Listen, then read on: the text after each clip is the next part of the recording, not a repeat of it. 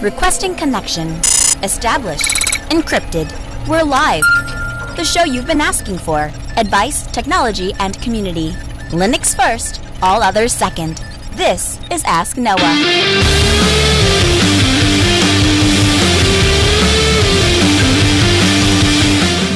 Multi-Speed Technologies are actually live from Southeast Linux Fest. The Ask Noah show starts right now. This is the show where we came to do all the things on Linux they said couldn't be done and take your questions on how to do the same. The phone lines are open this hour. To be a part of the program, it is a free call. 1-855-450-NOAH. That's 1-855-450-6624, or send an email to live@asknoahshow.com. My name is Noah Chalai. I am your host. Delighted to be here with you as another episode of the Ask Noah Show kicks off this hour. We're live from Southeast Linux Fest. Thanks for joining us. So it has been an absolutely fantastic weekend. It really is day one, and as day one kind of winds down, the hallway track or the social part is really kind of just getting started. And so a number of different talks that were of interest today, and had a lot of fun meeting up with a lot of people. We took a couple of years off because of COVID, and so being back in person, we were back in person last year, but it was a little downscaled just from the standpoint that people were still getting back into the swing of things.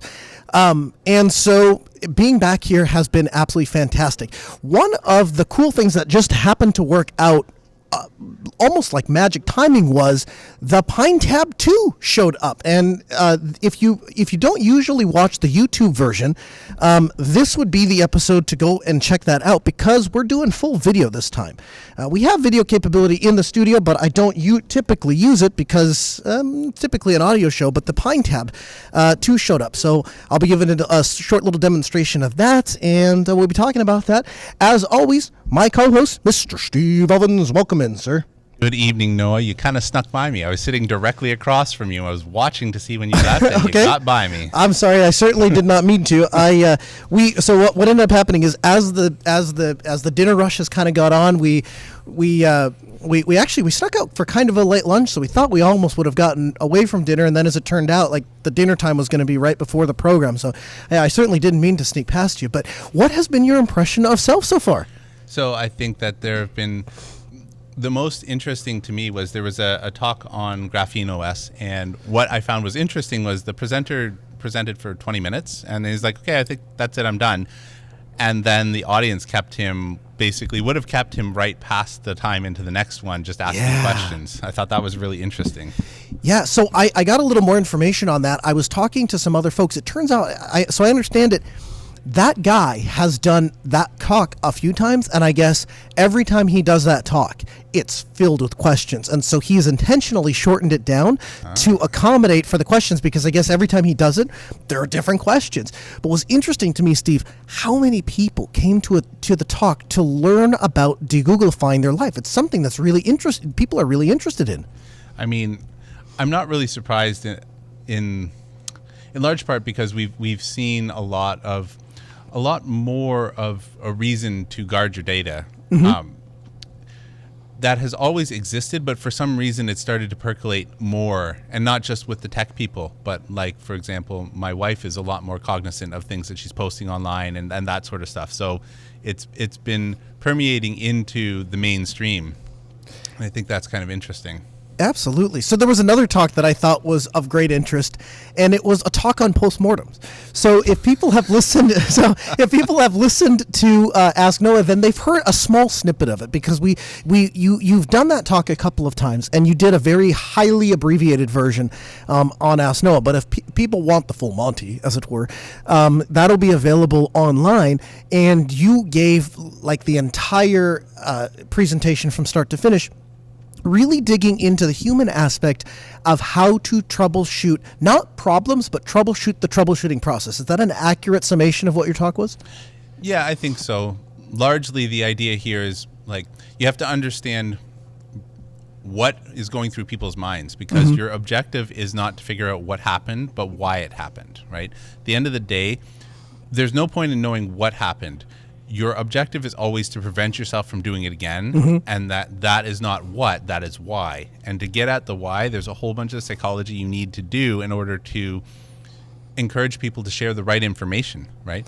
Because you and I have talked about how the pilots in some incident were not exactly hiding information, but they weren't volunteering information about how they were using a system because this particular system really, really annoyed them, and so they would just shut it off at points. And at one point, an accident was caused because someone forgot to turn it back on. Yeah. And the what happened was not as important as the why it happened, because correcting that for everybody took the why is this happening.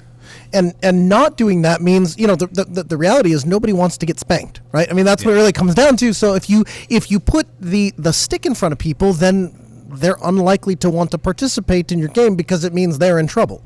Yeah, absolutely. And so most of the talk is centered around understanding how people think, what types of questions that you should be asking when you're doing the postmortem, and we kind of round off with what to do and what not to do when you're actually trying to establish a postmortem.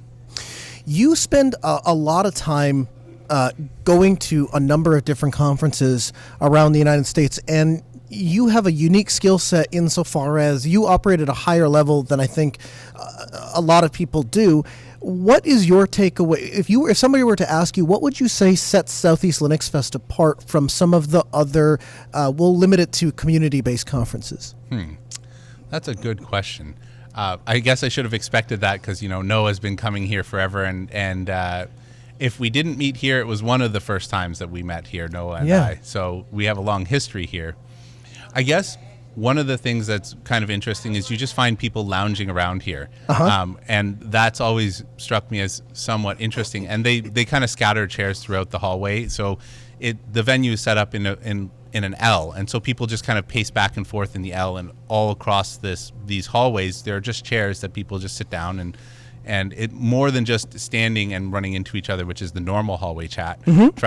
There's like couches and more comfortable chairs and stuff like that, and I think that encourages people to just kind of stop and hang out in a place and just be visible, and that's something. So I'm going to pump my own tires here for just a little bit. So the as far as the hallway, the expo hall is largely the tables, right? The couches and the tables that you see around here, this is Q5 Sys and myself. When we set up the booth every year, we make a very explicit point to put all of the seating around to have a community space so people can gather and have conversations, because I've said this numerous times, my favorite thing is the hallway track. I just think that's the best part. And I know if I set up a table and I set up all the banners and stuff, people are going to come around and hang out.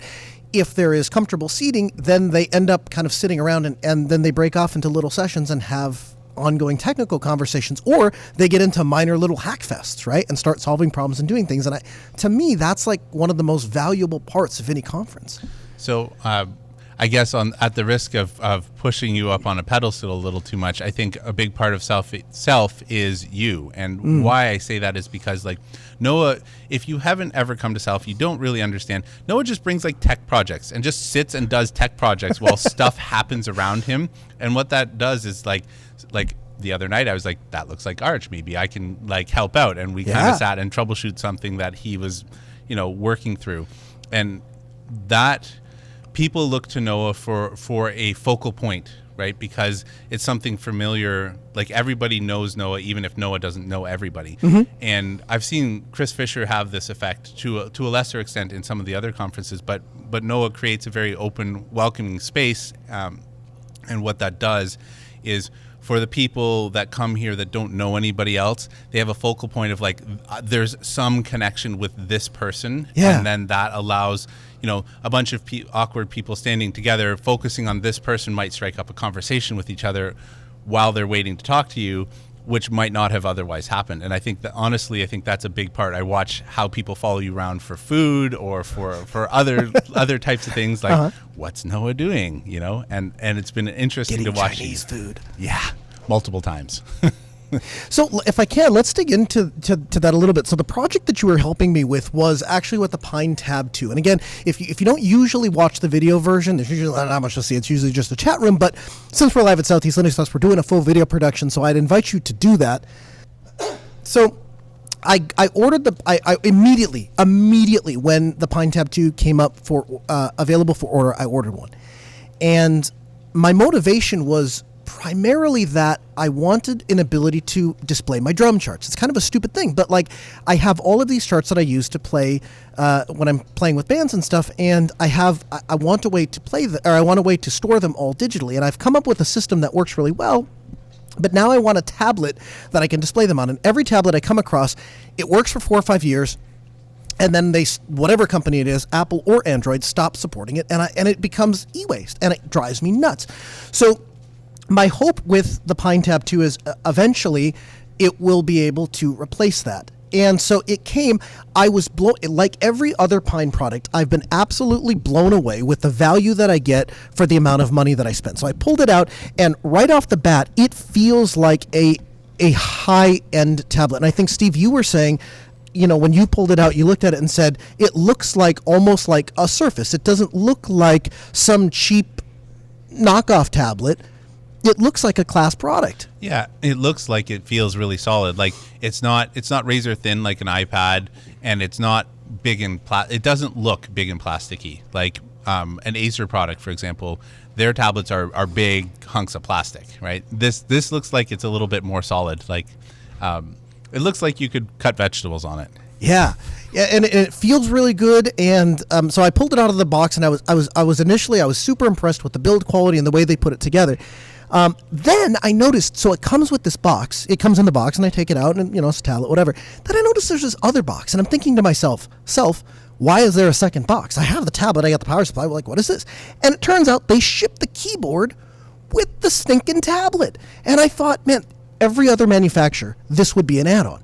And it's a decent keyboard. I mean, it's no mechanical, Razer DOS keyboard, something like that, but it's a solid keyboard. And it's got the little protective case, and it has the little pins that you can connect the tablet into. And then it's got this little kickstand at the back. And what I appreciated about the kickstand, have you ever seen some of them that have it's basically a piece of sheet metal, and then the metal bends around. Yep. And then it's like, okay, well, if you've ever had a coat hanger and played with it as a kid, you know how that party's going to end. Yep. Well, they've actually gone to the trouble of creating an actual hinge that runs through the back of the case, and so it allows you to very granularly choose where you want the kickstand to be to let the tablet flip up. And then on the back they have it labeled Pine 64, and so it looks like in every sense of the way it is a commercial product, and that part's very clear.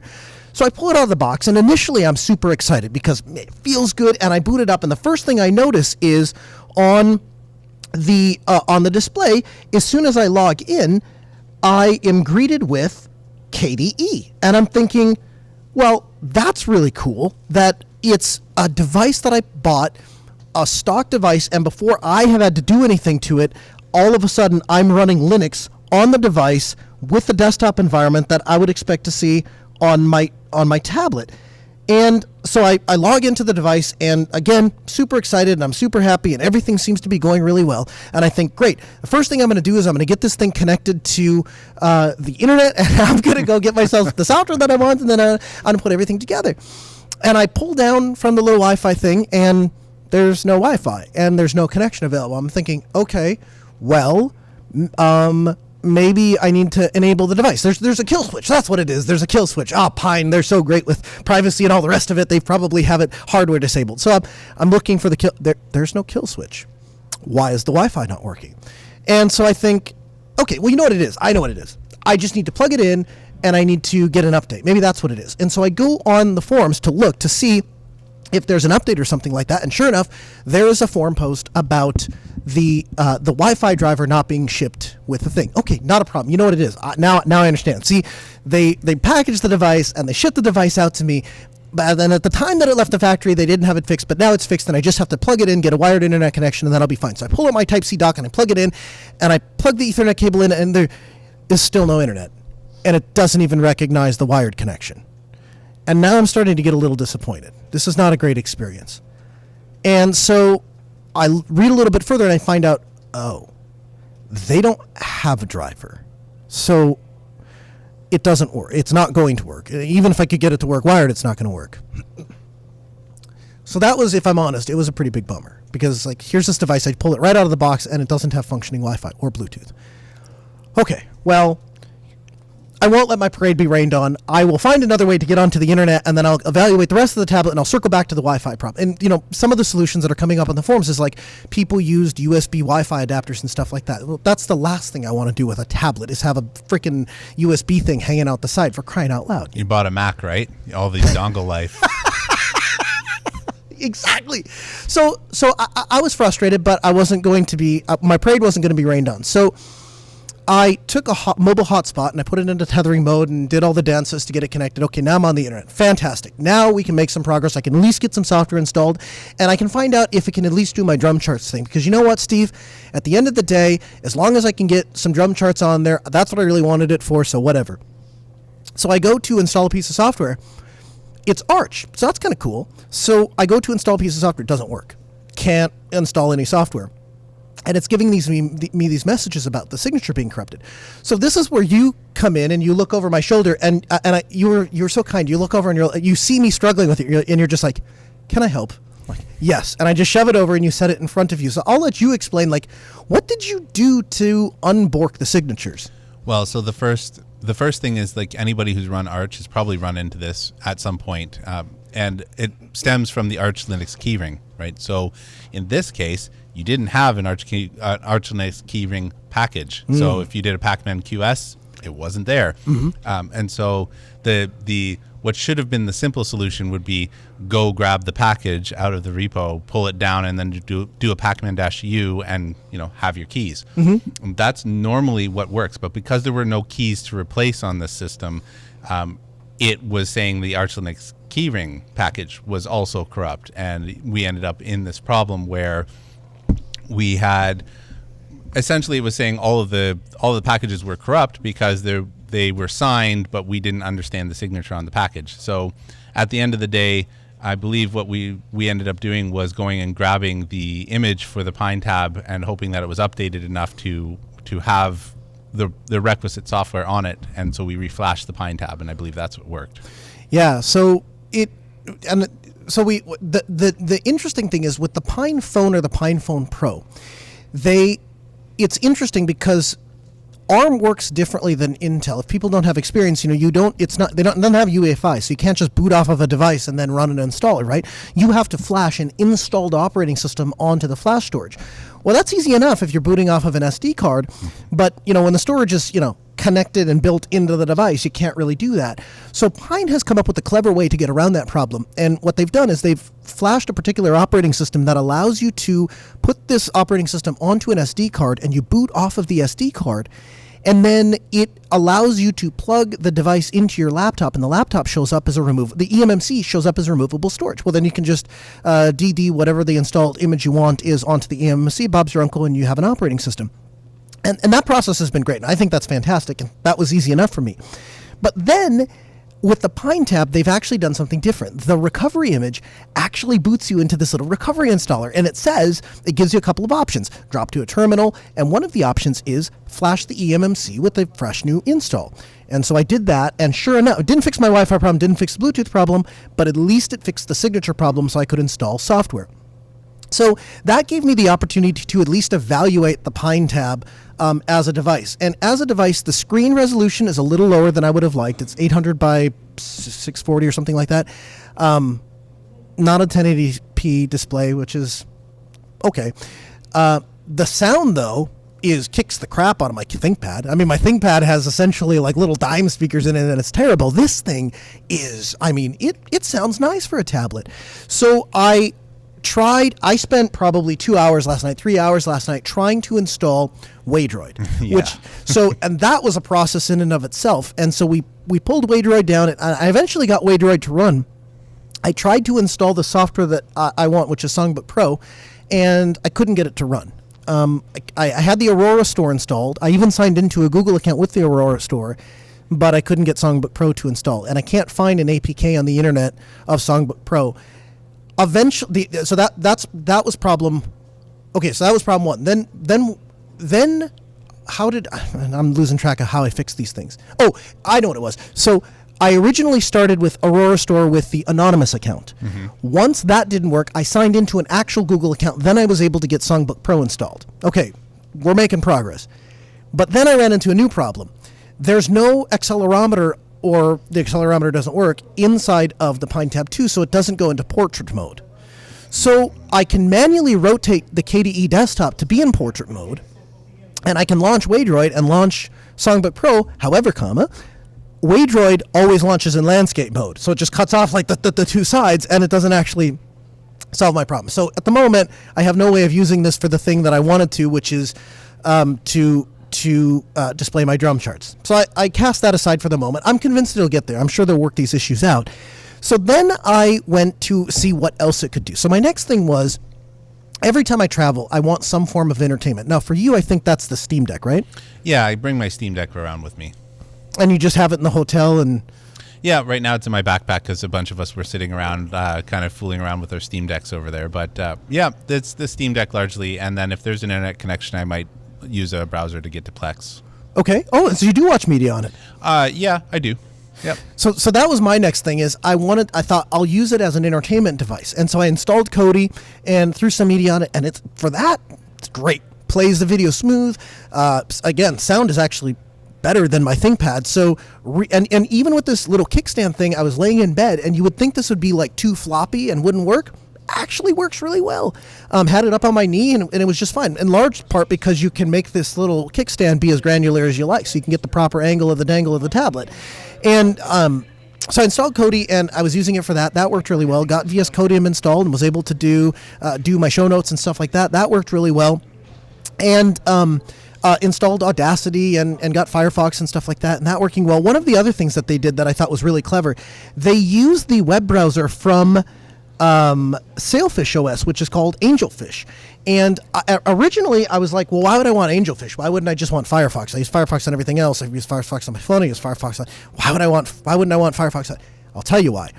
In Firefox, when you click into a web page and you pull down, what does it do? Well, it highlights text. In Angelfish, when you tap into a web page and pull down, it scrolls the page. So my question is this running Wayland?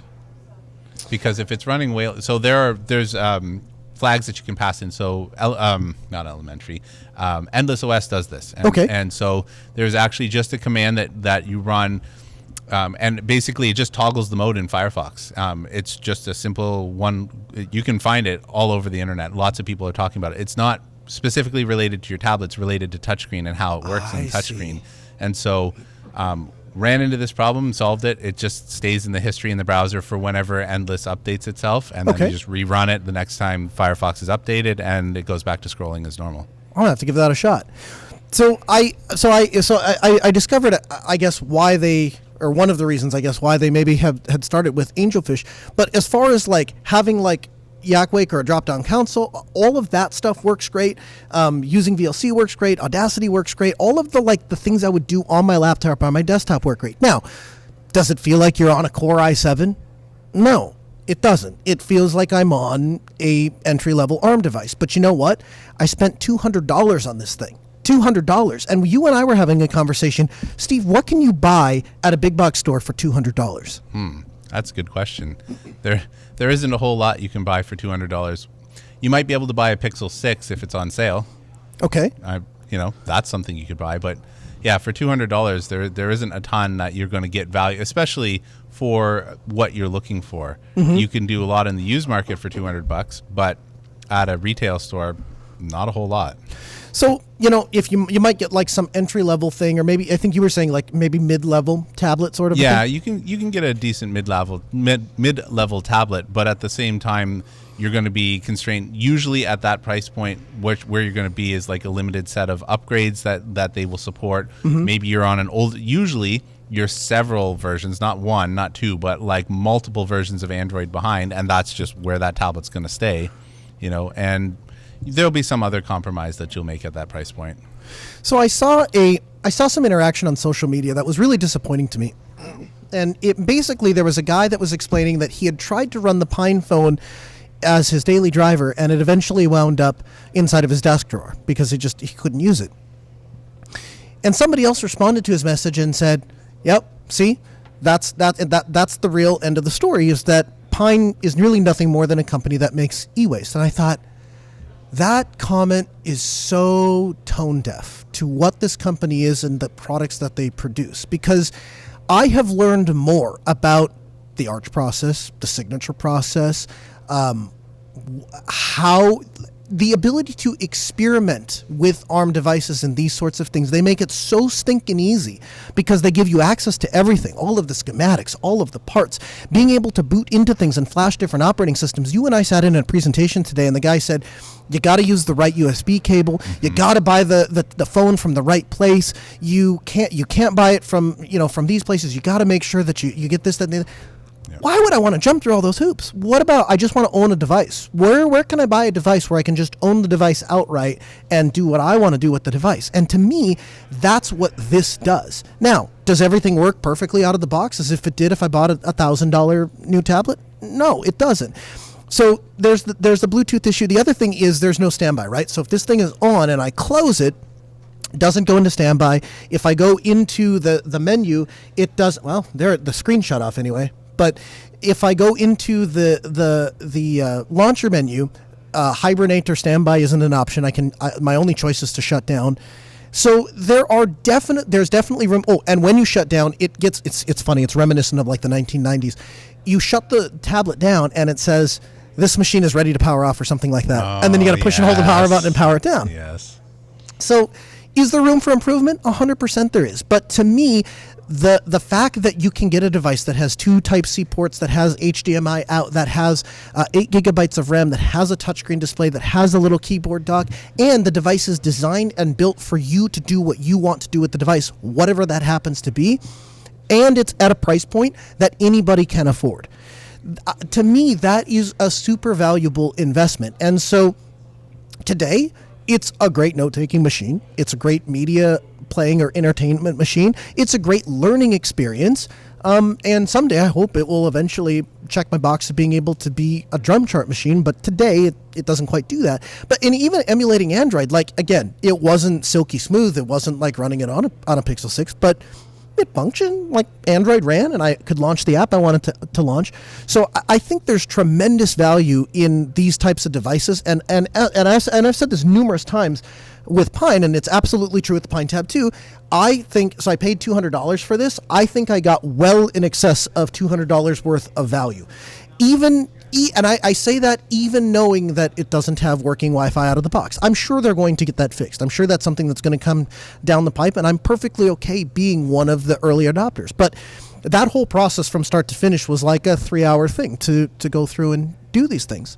So I think going back to some of the comments that you saw and some of the things that I've kind of heard around just around the conference, you kind of have to temper your expectations with this, right? Like if you're comparing, okay, I bought a Pine phone. I know we're talking about the PineTab, but the comment was about the Pine phone. If I bought a Pine phone, why doesn't it perform like my $700 Pixel or my $1,000 Exactly. iPhone, right? That's not really the target audience. And you have to think about, I know that it doesn't resonate with the average consumer, but the average consumer is not going to find a Pine phone. They're not going to find the PineTab. But you have to think about the fact that I have some inside knowledge on how much the Mycroft project was spending in order to ship their stuff, and they basically were making no margin on it. And people were saying, well, $500 for the voice assistant or whatever it was that they were actually charging is too much. And well, we're too small to be able to buy at a bigger volume to get the price down. And so you have to temper your expectations with, what am I getting for this? What am I trying to achieve? And essentially, usually when you hear these types of comments, what it is someone is trying to replace a really expensive thing with a really cheap thing, and then being very frustrated that the cheap thing, and I don't mean cheap quality, I just mean like a price disparity. Like, well, you saved $400. What did you think that was going to get you, right? And there's a little bit of cognitive dissonance that's happening there. And I think I kind of deflate my own argument here because the Wi-Fi would be a killer for me. Like, my expectation is the tablet gets on the internet somehow. No kidding. That is and I've gone back in my head because I was trying to think to myself, like, what would, if I woke up in Pine 64's position? So I have this tablet, I have the thing, the chipset is in there, and the driver's borked, so I can't, what do I do? Well, my options are I could delay shipment. I could just say, hey, we're not going to ship a not working product. It's not the way we do things here. So we're going to hold on to these, and then we're going to wait until we get the driver fixed, and we'll ship it with working Wi-Fi. That's option one. Option two, we could send it to people and just tell them, hey, Wi-Fi doesn't work. We'll get it fixed as soon as we can. And I started thinking, like, well, what would I would rather do? Well, you know what? I have had an absolute blast with this thing since pulling it out of the box. I've had way more fun with this $200 toy than basically any other way I could have spent $200 than I could think of. And even though the Wi-Fi didn't work, I'm a nerd. I can think of 5 different ways to get internet on a device. Gosh, people pay me to get internet on things. So I can work around that. And at the end of the day, I'd rather have it in my possession. I paid for it. Give it to me. Let me have it. I'll use it for what I can. When you get the problem fixed, send me an update, and then give me working Wi-Fi. Is it a huge failure on Pine 64's part not to have working Wi-Fi? Yes, it is. Is it a huge failure to pull a device out of a box that has a signature keyring or lack thereof from 2014 that doesn't work and you can't update and your only choice is to flash it from scratch? Yep, that's a massive failure. I'm not sure about that. Okay. Because a lot of, like, I think about motherboards. I think about a lot of stuff that gets shipped that may have been sat on the shelf and is, like, super out of date. And we're just, like, we're okay with that. So, I mean, I'm okay with that aspect of things because you got an early production run. That obviously, right? And so that happens. And I wouldn't I don't hold them against because we're okay with everything else. Like, your phone comes and the very first thing that it does is it updates, and it usually updates for a long time. That's right? fair. So you might criticize the update thing because it doesn't have Wi-Fi, so it couldn't update itself. But the fact that, like, hey, it had some problem and I have to reflash it, I'm not. Again, the target audience is not like the average consumer. The target audience is someone who went out and hunted this up and probably can figure out how to flash a device. Do you think that it's a reasonable expectation that, okay, even if the Wi-Fi had worked, I wouldn't have been able to install anything and I wouldn't have been able to update without entirely reflashing it? Do you think that that's maybe a step too far to expect people to do, even a techie crowd? I mean, I think that there's definitely improvement from a QA standpoint there. Like, something got missed. But I feel like there would have been an easier, like, if they have if it had Wi-Fi, right, and they ship it to you, it would be a known problem really quickly. We're a vocal minority. Someone is going to tell you did something wrong. Yeah. You exist on the internet. And because of that, they could have prepared, like, hey, just curl this thing. You know, like, they could have provided a remediation mechanism fairly easily to that problem, whether it's just literally hand bombing, because all that the package really does is it puts PGP signatures on your computer. Okay. You could literally hand bomb them on there if you were so motivated to do so. Sure, it wouldn't be in the Pacman database, right? So it wouldn't be aware it was installed. But in terms of getting you past the point of, like, I can't check the signature on this thing, that's a pretty easily solvable problem as a general idea. So you fix the Wi-Fi, that problem would have been easily worked around. You've been telling me I think since like the day I've met you, oh, I run Arch, by the way. Oh, I run Arch, by the way. You should run Arch. Well, you don't say that. You never make the suggestion, but you just say you run Arch. It's of note to me that I would consider myself a person who wants something stable, something that works. I don't want frills. I just want it to work out of the box, sort of a deal. It stands out to me that Steam, Valve, when they choose to ship their device, they chose Arch. And largely nobody has a problem with it. In fact, I would argue that of all the technology in my house, my gosh, the Steam Decks seem to be some of the most reliable things out there. And now Pine 64 ships Arch with their PineTab. And I start to look at that and I start to think, maybe there is something to this whole Arch thing. Do you see the industry changing? Not changing, but do you see people kind of catching up to what you have always believed to be true, which is if you want a smooth experience with Linux, Arch is not a bad way to go? Possibly. I think it has a lot to do with if you are releasing... beta is not the right word, but if you're releasing something that requires constant improvement, it's really hard to work upstream in an Ubuntu or a RHEL or even a Fedora without having a Copper or a PPA or some other mechanism. Whereas with Arch and the AUR or just plain Arch. Like if you're a maintainer, they'll take your package. Like there are times where you get packages in Arch before the website announces that a new version is out there, right? So it's an easy on-ramp. I don't think it's for everybody, right? And I am not one of those guys that says it's Arch, by the way. I just like to defend myself on that. Right. Well, yeah, fair. Right. The conversation usually goes, "Oh, I'm doing this in Ubuntu, like, or some other distro. Like, have you done this?" I'm like, "No, I don't. Everything's Arch here." That's kind of how the conversation goes, as opposed to misrepresenting me there. Thank you very much. Yeah, that's fair. So I'm playing the traditional stereotype. I guess the more accurate representation of Steve is, "Nah, I just," and then insert whatever the thing is, in this case, run Arch. Let me ask you this. You have a talk coming up on Sunday, and for lack of a better way to explain this, it's essentially build your own adventure with containers and understanding the underlying technology of containers and Linux namespaces. Talk about that for a moment. Sure. So this is one of the more technical talks that I give. So I range the spectrum from, conceptual things about like process improvement and all that kind of stuff to like, this is how this works under the hood. And this is one of those, it works under the hood. And the choose your own adventure aspect is you got 45 minutes, give or take, maybe an hour if you eat up the entire time. And there's just so much to cover. So this is from an administrator's point of view. This is it's not meant at like, how do I run Docker Compose, or what does a container file have? This is like, what are the Linux primitives that help containers stay secure and function? And so the choose your own adventure part is going to be like, well, here are our options. What sort of things do you guys want me to talk about? Because I can talk about these things and we have an hour. How can I best serve you?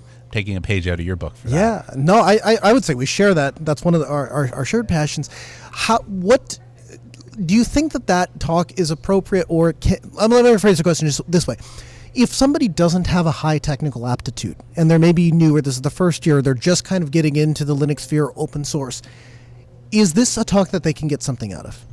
It's possible, but like, this is a deep dive, right? So this is aimed at, this talk was born out of trying to help clients be able to troubleshoot a container. So like, the most common thing is, I have a container, it's doing something crazy, I need to run a TCP dump inside the container. How do I do that without rebuilding my container, right? And to do that, you have to understand how the Linux primitives work so that you can attach to something without doing something crazy. So this is definitely designed at like, okay, you want to understand, if you wanted to build a container by hand, for example, without Docker, without Podman, how are these things being done? This talk is going to help you do that. What kind of audience do you expect, or what kind of rabbit holes do you expect to kind of go down? Like, or I guess, let me think about a better way to phrase that. What are the different choose your own adventure options? So we've got things like talking about permissions, or how the security works, which is different than permissions. How does it control access to resource allocation? What happens in like on an individual level, like how does the networking work? So we can talk about how does the networking work inside of a container, and like what could you do with just the networking namespace without an entire container? How do I keep my files separate from, like, how does this container not see files on this container, and those sorts of things, or how do I have a user inside of the container that just doesn't have any privileges inside of another container? Those sorts of things. Before we wrap the conversation about self-its, so your talk is what time on Sunday? If people are listening to this or are interested in participating in the talk. It's the last session in the morning, so I believe it's 11:30. It's 11:30 to 12 before we wrap. Okay, so you can join Steve's talk if you're here at Southeast Linux Fest, or if you're not, there's still time for you to book it and get down. I think my favorite self-commute story was Cubicle Nathan Wolf. Awesome gentleman who will actually be following this stream, and he'll be doing Linux Saloon here from Southeast Linux Fest. So we want to make sure to check that out. You can learn more at Cubicle. Is it cubiclenate.labs? Oh, I'm terrible. I should know his site. So he was at work in Texas, and he's doing his job, and he gets done, and he's so committed to Southeast Linux Fest that he immediately flies home, packs all three of his kids up in their vehicle, and they drive straight from Michigan to Southeast Linux Fest. He drove all night. He gets here at the hotel. He comes walking in. He's like, I haven't slept in 2 days. I'm like, my gosh, man. He's like, I need a power nap and I'll be fine. And he goes upstairs and sleeps for like 20 minutes and then right into it. And he's here itself. And I mean, that's kind of the way it goes. Like, I think the first night I was up till 5 in the morning. Last night, I think I called it an early night at 2 so I can be up tonight till all hours of the wee hours of the night. But that was probably my favorite self-commute story, and the commitment to being here, to being able to partake of some of these things. Oh, another cool thing about Cubicle Nate, I don't see him around here, but his daughter, you have to see this, Steve. You'll absolutely love this. So him and his daughter printed, like, the best way I can describe it, it's like a micro mini version of an iMac. Okay, so you remember the old colorful iMacs? Oh, is that the pink computer she was walking around with? Did you see it? Yeah, I saw it. Did you get any hands-on time? No, with it? she was wandering around with it. I wasn't going to stop a child I didn't know with, hey, can I play with your computer? That's a good idea. Don't do that. So they 3D printed that. He said it took him over a week to print the chassis, and then the back flips open, and he has 2 speakers inside of it, a Raspberry Pi, and they mounted a mechanical keyboard to the front along with the 10-inch display. Yeah, I saw the display in the keyboard. That's pretty. I thought it was retro tech, actually. Yeah. No, she built that. That's neat. His 11-year-old daughter built that. That's neat. That's crazy. Yeah. So so the other thing that I thought was really cool was, so at first I thought, well, that's a cool thing to just have. And again, you walk around this place and you see all sorts of really cool people and you see them doing all sorts of really cool things. But what was interesting about that project in particular, she actually uses it. That's how she does her homework. So she writes school papers on it, and she does work on it, and that's her computer. And so, yeah, but they printed it. So that was, I kind of got on a sidetrack there, but that is probably some of the cooler thing that I've seen kind of wandering around Self. Has there been anything else that you've run into, people that you've run into, conversations that you've had with people that stands out to you as like, you know what, this makes it worth for me to take time out of my very busy life, very busy day to come all the way from Sioux Falls, South Dakota down to Charlotte, North Carolina, and spend some time with the Southeast Linux Fest folk? Well, I think aside from yourself, but we're pretty close in terms of distance and stuff like that relative to everybody else. But getting to see Mr. DeLuca and Brandon, I always have a good time with those guys. They're kind of my conference buddies. They showed up in Ohio last year, and I don't know, it was midnight or something like that. Chris and I talked for like 2 hours about EverQuest and World of Warcraft, and you know, living through those times, and that was really enjoyable for me. It was like someone else who gets it. You know, and that was really nice. I enjoyed that. I would tell people, if they're nerds or they're geeks and they're thinking to themselves, you know, I spend a lot of my time in front of my computer, a lot of time doing things, and just other people don't share my passion, this is likely the place where you're gonna find your people. You know what I mean? Like, this is the place where you're going to find there's going to be somebody else that's interested in that particular piece of tech. Coming up at 7 o'clock tonight is the Rag Chew. So this is from producer JT Q5Sys. Him and Jeff Probst are going to... Did you recognize... some of the older technology I get, some of it I do not. Some of the names I did not recognize. So they're installing a very old distro on a very old computer. Do you understand what they were talking about? Yeah. So I recognize both of the old distros that they're talking about. I never really played around with them, but it was one of those... like, that was definitely before my time.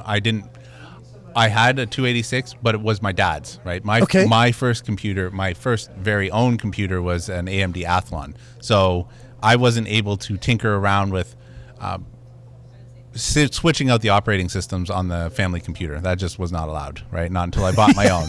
So, you know, I started like Puppy Linux and stuff like that. So the stuff that they're talking about was well before the times that I started playing with Linux.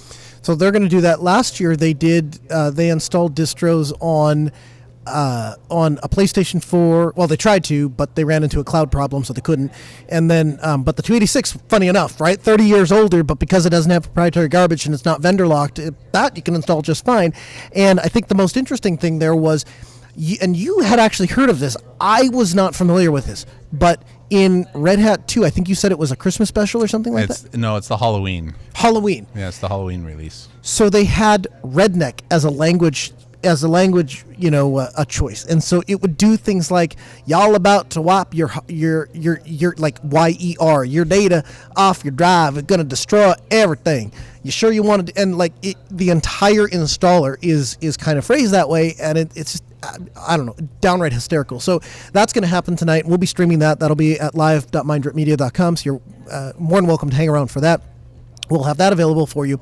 But yeah, the opportunity to build and maintain human connections, I think, is probably my favorite part about Self every year, and just being able to connect with people over and over again, and then over various different things. Everything from that old retro tech to you helping me out with my tablet and teaching me a little bit more about Arch and those sorts of things, as well as other people that have their passions and hearing their business ideas and how they're sharing it. And of course, I get into a conversation with a bunch of other Matrix geeks about Matrix, because it's like my fourth child in life. And so, all of those things, you can find people that share your interest. And that would really my takeaway from Southeast Linux Fest this year, as well as it is most years. So I would encourage people, the other thing, I was thinking about this today, what makes this conference different than other conferences is largely the venue. So there are bigger conferences, right?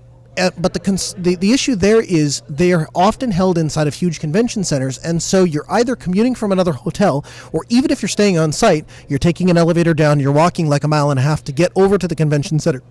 And then the convention center is spread up all over the place, and so trying to keep track of people or bump into people, it becomes, you might run into somebody once, but you might never see them again. And so that happened at Red Hat Summit. There was a good friend of JT's and mine that we ran into, and we saw him once at Red Hat. JT ran into him once at Red Hat Summit.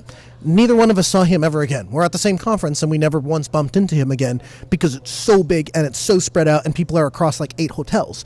So it's just impossible. Here, the conference venue is literally 2 hallways, like you were saying. It's this L, and so it's this very small, concise place that people can hang out. But because it's also the hotel, there's really not a huge cost in hanging out until 2, 3, 4, 5 in the morning, because you don't have to drive anywhere. Just walk over to the elevator and take the ride up. So that encourages people to kind of hang around, and you don't get what I call slam clickers, which are, we get done with the talks and people go up to their hotel room and slam, click, and that's it. You don't see them anymore. Yeah, you know what? It gives, this might be a surprise to some people in the audience, but I'm actually an extreme introvert. And so, really? Yeah, I'm an extreme introvert. You haven't noticed that I just disappear? I actually head back up to my room, and I disappear for an hour, and that works for me. Like, I'm gone. I was gone for a couple hours this afternoon, and I come back and show up and rejoin the stream. And so that's a lot more difficult for you to do in a venue where you have to go a long way to go away from the situation. So talk a little bit about that, because this is a topic that came up last night when we were all kind of hanging out. And, obviously there's a wide variety of people. There's people that have all sorts of different social differences, right? There's some people want different levels of social interaction, and people have different social experiences that lead to different kind of interactions. How do you define those things? Because it seems like there's misunderstanding around that. Well, if you're talking about like introvert versus extrovert, that's defined based on how you recharge your batteries. So it has nothing to do with your ability to talk or interact with people.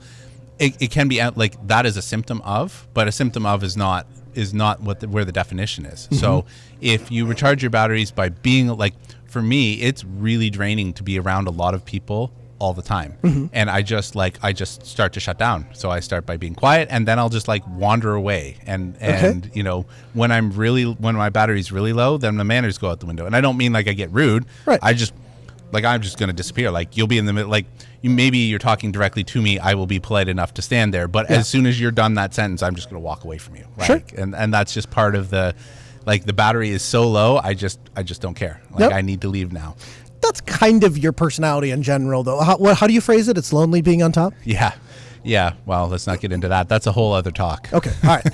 So if suffice to say, if you're looking for a group of people that can be your people, I think Southeast Linux Fest decidedly is that thing. And if you haven't been here, I highly, highly, highly encourage you to make a stop and check it out, because I think you'll walk away with true benefit. Before we get out of here, do you want to handle some feedback? Sure. All right. Come on. Here we go. All right. Our first email comes in from Ray. Ray writes in and says, "Hi, Noah and Steve. In episode 338, you guys were discussing problems with running applications installed with universal packaging. I had issues with Flatpak programs not working properly until I learned about a program called FlatSeal. It's a GUI-based program allowing management of Flatpak app permission. Using FlatSeal, I was able to discover that Flatpaks aren't able to access network drives by default. Once enabled, my problems were fixed. There are many other environmental settings that can be adjusted, most of which I just don't understand. Anyway, this might be of interest to explore for somebody having flat pack issues. Maybe having a similar solution for slap. Thanks, Ray. So, Steve, have you tried this? I have, and actually Flatpak uses Linux namespaces to do part of its sandboxing. So really, if you're listening to this and you're at the conference and you're curious about how this works, you can come talk to me. I'll help you out. Yeah, or come to your talk, and I bet you'll touch on that a little bit. Yeah, absolutely. So, Flatseal is good. It's something that you should know what you're doing to use, because Flatpaks are designed, and so are snaps. They're designed with confinement in mind, and if you're going to break that confinement, you should probably understand why you're doing it and what the cost of that is. And most of the time, it's not consequential, right? Because you're probably not running a mission critical thing that you're just going to start going and poking holes. Likely, it's like, I don't know, I'm going to run the Steam Flatpak, and I'm mounting a network drive for my games or something like that. Like it's a low bar, but you shouldn't be going and poking holes in the architecture of something if you don't really understand what you're doing. Question for you. Would you say that poking holes inside of Flatpak, or I'll just say any generic universal packaging container thing, is it any worse than just running the package natively on the machine? It's not from that perspective, but then why wouldn't you just do, like, aside from having a universal store, you're essentially removing the reasons for running it. So it's kind of like Graphene OS to de-Googlify. Wow, I can talk at the end of the day. And then going and installing the Play Store and just letting it have all of the access anyways. You know, there's still some benefit, but there is a limited viability or a limited amount of benefit that you're going to get from essentially taking a thing that was designed to do something helpful for you and then just be like, no, don't do that. Just do this one thing, you know? The second email comes in, and it's from Charlie. Charlie says, "G'day, I came across this RISC-V computer. Would this make a great low-power dedicated IRC terminal or SSH PC? Connecting to a screen, keyboard, and mouse to a LAN port via the LAN chip. It mentions it's possible. The Milk 5 Duo is a $9 RISC-V tiny embedded computer. The Milk 5 is based on the Sofgo CivicTech CV1800B. Do they still make brand new terminals? I haven't seen the ability to self-host a terminal solution. With FOSS or Linux, everything seems to be headed towards the centralized corporate cloud system." Charlie, what do you think, Steve? A $9 RISC-V computer? So the catch here is that it's DDR2 and it's like 64 megs. So I mean, it's $9. What do you expect for $9? That's a lot more than you get from like an ESP chip for the same amount, right? But at the same regard, the utility is not. I struggle with the utility of it because, well, what are you going to do with it? Because, yeah, okay, it's an embedded computer, but in terms of like if you're trying to control hardware, you've got things like ESPs or you've got Arduinos or things like that are already well established in the space. And unless you just want to play with RISC-V, not sure why I would stick my toes into this one. Lastly, before we get out of here, Steve, why don't you attend talks that say things suck? Can you talk about that? Because I think that's a valuable thing for people to consider when talking about talks or when looking at going to talks. I think that if you're basing your talk based on a negative of something that has limited utility, like I don't need to know why you don't think that this thing is really good. You know, tell me why the thing that you like better is good without the comparison. It should stand on its own. The music in our ears means we're out of time. I thank you for joining us again.